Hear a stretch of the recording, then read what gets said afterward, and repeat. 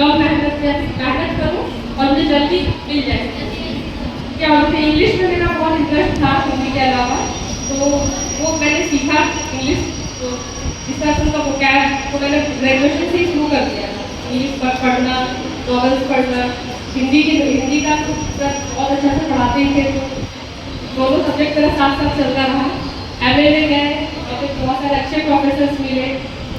तो ये मेरा सौभाग्य रहा कि कॉलेज से लेकर यूनिवर्सिटी तक प्रोफेसर मुझे बहुत अच्छे मिले, जो और भी अच्छे से पढ़ा पाए, समझा पाए।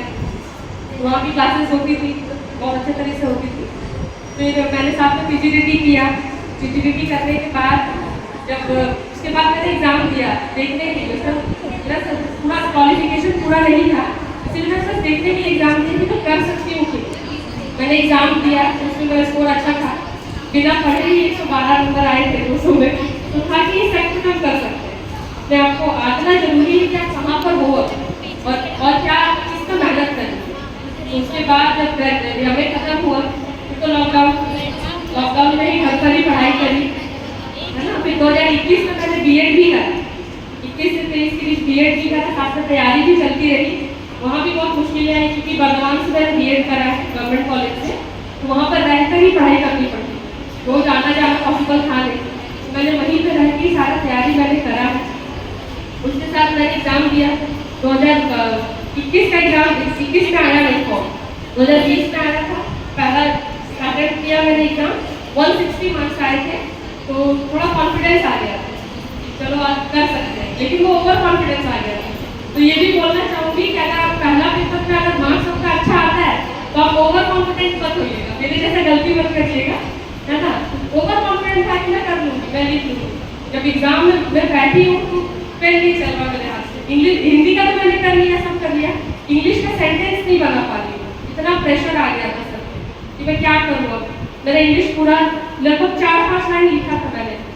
जो 2 सेक्टर में एग्जाम होता है, पहला पेपर में तो ग्रामर 100 नंबर का हिंदी और इंग्लिश, और दूसरा पेपर में होता है ट्रांसलेशन 50 नंबर का हिंदी से इंग्लिश, दूसरा हिंदी से इंग्लिश से हिंदी, और ऐसे भी आता है, एक इंग्लिश में ऐसे और एक हिंदी में ऐसे लिखना होता। तो सारा अटेम्प्ट किया था, बट इंग्लिश मेरे से नहीं होगा, मैं लिख रही थी, मेरा हाथ ही नहीं चल रहा था। उस समय समझ आया कि कुछ ज़्यादा ही ओवर कॉन्फिडेंट हो गई थी मैं पहले पेपर के बाद, तो मेरा उसमें नहीं हुआ, कुछ मार्क्स से मैं रह गई, नहीं हुआ। तो फिर उसके बाद मैंने सीरियसली मैं पढ़ना स्टार्ट करा।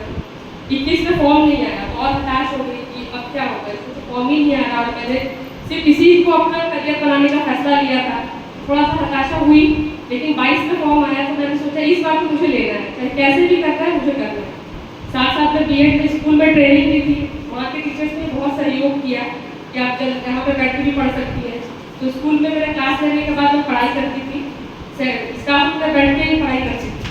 फिर जब मैंने एग्ज़ाम दिया तो उसमें मेरा फर्स्ट पेपर में आया 171, तो थोड़ा था कि नहीं इस बार तो मैं कर दूँ। ओवर कॉन्फिडेंट नहीं हो रहा था उस बार भी, तो मैंने बहुत अच्छे से तैयारी करी।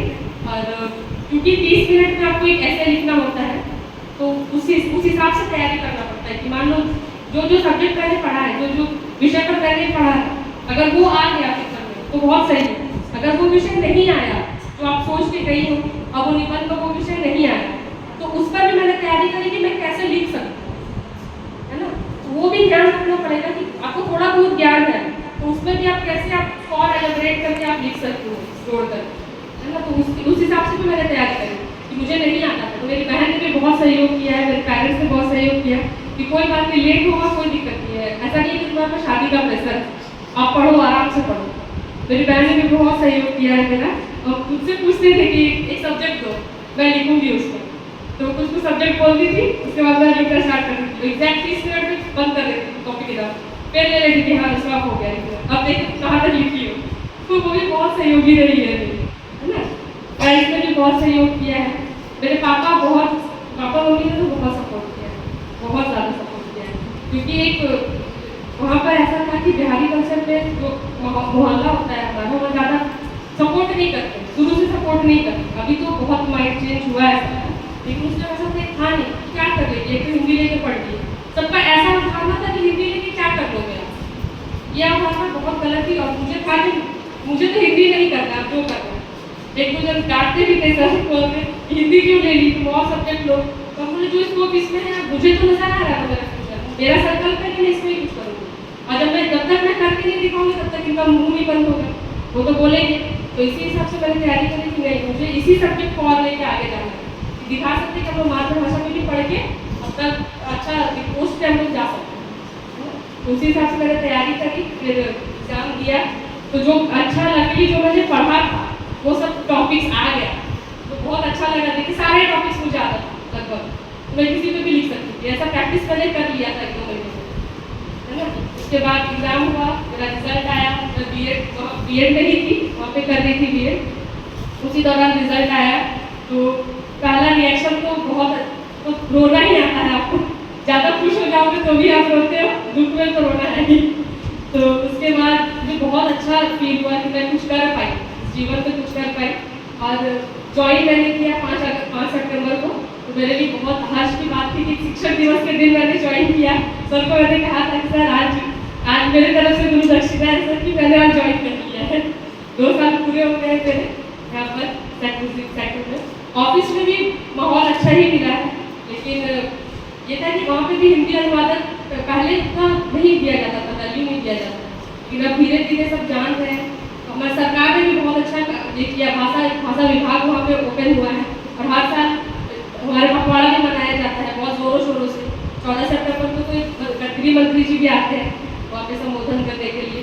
तो बहुत अच्छा बढ़ चढ़ के सब लोग हिस्सा ले रहे हैं, और भी अनुवादक के क्षेत्र में बहुत बढ़ रहा है ये सेक्टर।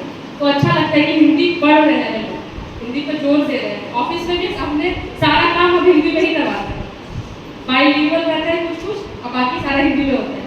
तो वो सब देख के भी बहुत अच्छा लगता है, क्योंकि वहाँ पे संसद की समिति आती है निरीक्षण करने के लिए, मंत्री सब आते हैं कि आप क्या कैसे कर रहे हैं। अगर आपका ऑफिस हिंदी में काम नहीं करता है तो उस पर भी आपको डांट पड़ती है, हेड ऑफ द ऑफिस को डांट पड़ती है। इसीलिए सब आप कैसे भी करें लेकिन हिंदी में काम करना पड़ रहा है।